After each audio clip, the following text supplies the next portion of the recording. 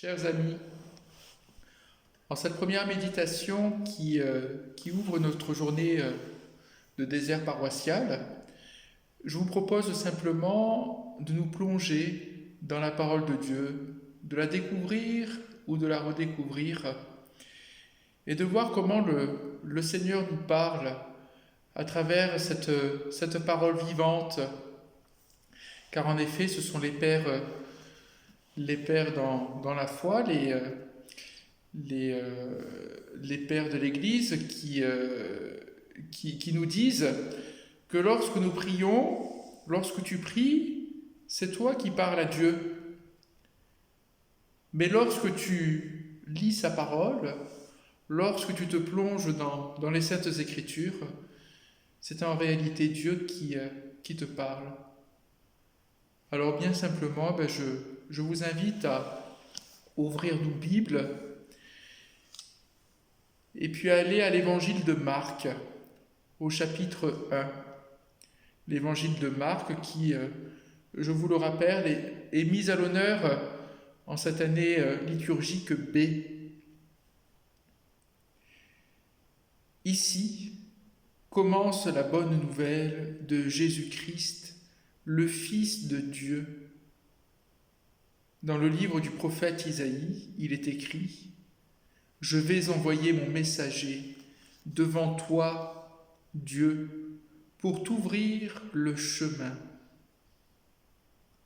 Je vais envoyer mon messager devant toi, dit Dieu, pour t'ouvrir le chemin. » En effet, Saint Jean nous ouvre le chemin. Il nous indique la bonne direction à prendre pour pouvoir grandir, pour pouvoir nous épanouir dans la foi et nous enraciner ainsi dans ce qui nous anime véritablement, Jésus-Christ. C'est la voix d'un homme qui crie dans le désert « Préparez le chemin du Seigneur, faites-lui droit des sentiers bien droits. »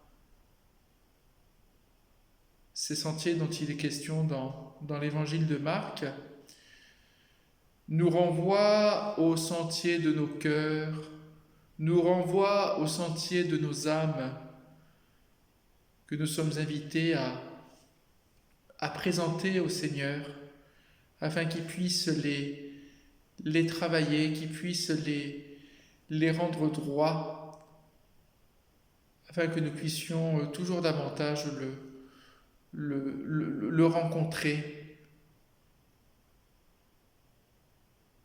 Ainsi, Jean le Baptiste parut dans le désert, il lançait cet appel « Changez de comportement ». Faites-vous baptiser et Dieu pardonnera vos péchés. Faites-vous baptiser et Dieu pardonnera vos péchés.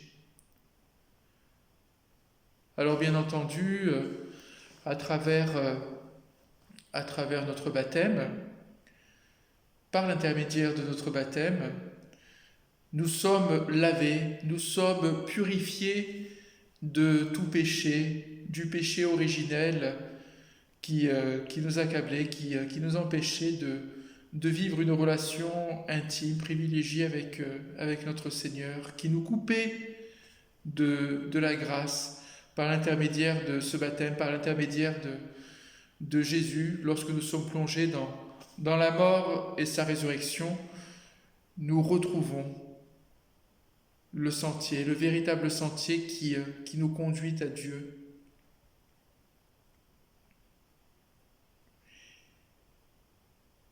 Tous les habitants de la région de Judée et de la ville de Jérusalem allaient à lui.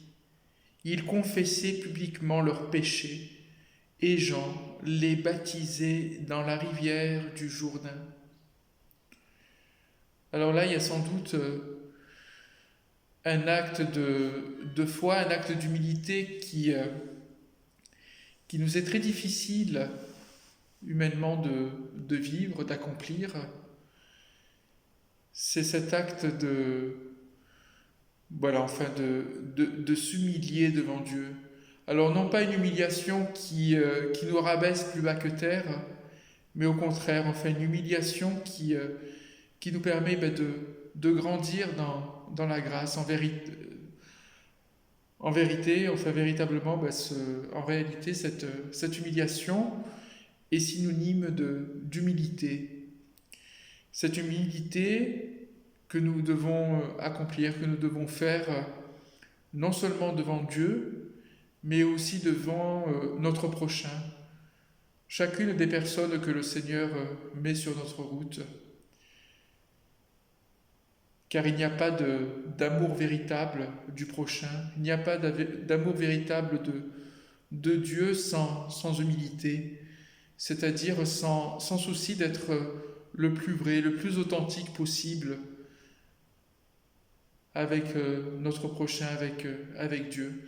Et d'ailleurs, c'est son commandement d'amour que nous retrouvons dès l'Ancien Testament. Tu aimeras Dieu, tu aimeras ton prochain comme toi-même. Cet amour de Dieu, cet amour du prochain passe forcément par l'humilité dans la foi, au nom de l'amour de Dieu, au nom de l'amour divin.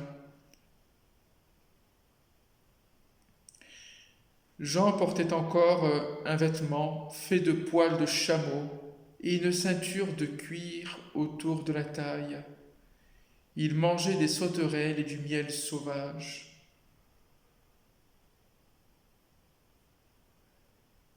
Voilà ce qui fait l'authenticité du message de Jean.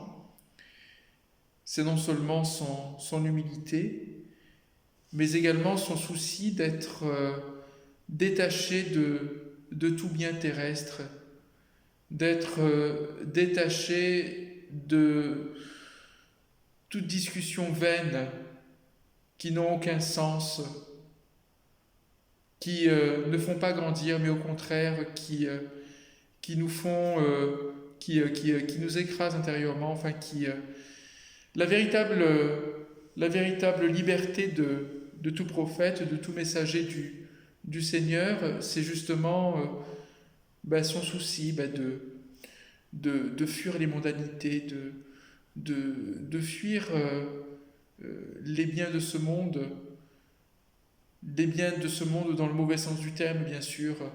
Ces biens qui nous attachent, qui nous rend esclaves de notre orgueil, qui nous rend esclaves de notre cupidité. Eh bien, Jean le Baptiste, et nous sommes invités à le découvrir d'une manière toute particulière à l'occasion de la fête de la Saint-Jean-Baptiste. Jean-Baptiste nous invite à notre tour de nous détacher de ces biens terrestres pour nous attacher aux biens qui viennent du ciel. Il déclarait à la foule, « Celui qui vient après moi est plus puissant que moi. Celui qui vient après moi est plus puissant que moi. » Autre réalité de foi, c'est de reconnaître la toute-puissance du Seigneur, sa toute-puissance à nous pardonner de tout péché, sa toute-puissance à nous ouvrir davantage à l'amour véritable qui ne vient que de lui, sa toute-puissance à nous laver, à nous remettre debout, nous qui bien trop souvent nous tombons dans le péché. Oui, ce que le Seigneur veut pour chacun d'entre nous, c'est que nous puissions nous relever pour pouvoir repartir sur de nouvelles bases. Je ne suis même pas digne de me baisser pour délier la courroie de ses sandales. Nous retrouvons là encore cet acte d'humilité que nous sommes invités à réaliser, à accomplir. Et concrètement, nous pouvons le réaliser, nous pouvons l'accomplir en acceptant de recevoir le sacrement de réconciliation. qui est en quelque sorte une mise à jour spirituelle des promesses de notre baptême. Moi, je vous ai baptisé avec de l'eau, mais lui, il vous baptisera avec l'Esprit Saint. Oui, puissions-nous permettre à l'Esprit Saint de prendre davantage conscience que nous avons besoin de la sainte miséricorde de notre Seigneur pour pouvoir grandir davantage dans la foi, l'espérance et la charité. Que le Seigneur nous bénisse et nous garde, au nom du Père, du Fils et du Saint-Esprit. Amen. Je vous dis à très bientôt et que Dieu vous garde.